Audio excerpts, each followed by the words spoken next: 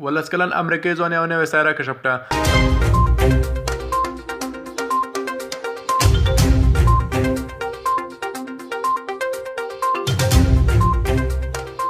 سلامونه دوستانو، دا ویډیو تر اخره پورې وګورئ چې د دې ویډیو کې نوې سیاره چا کشف کړه او څنګه یې کشف کړه. دا به ټول معلومات په همدې ویډیو کې د سره شریک کړم.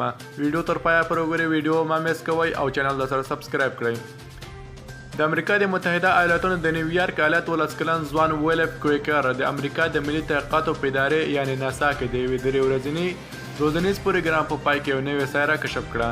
کویکر په 11 ټولګي کې و چې په 2019 کال کې د میرلند ایالت د کرمبلیټ په ښار کې د ناسا د یوې څانګې لنډ روزنیز پروګرام ته ومنل شو. د امریکا CNBC خبري شبکه وایي له ویلف کوکر څخه لومړی کار چې وغوښتل شو دا و چې د هغو ستورو د رڼا بدلون وارزوي چې د ناسا د ټیسټ په نامه سپوږمۍ ضبط کړي وو.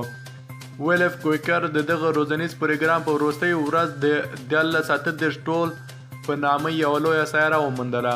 ویل کېږي چې دا سیاره د ځمکې د کرې اوب برابره ده.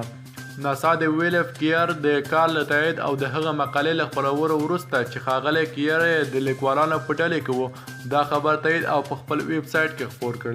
ناسا وایي ویلف کیر چې کوم ستوری کشف کړی دی له ځمکې څخه 1300 نوري کال واټن لري.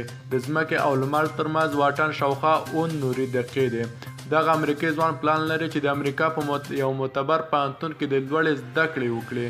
هغه پرنسټون، میساچوسیټس د ټیکنالوژي پوهنتون او ستنفورد د پوهنتونون خوښ کړی دی.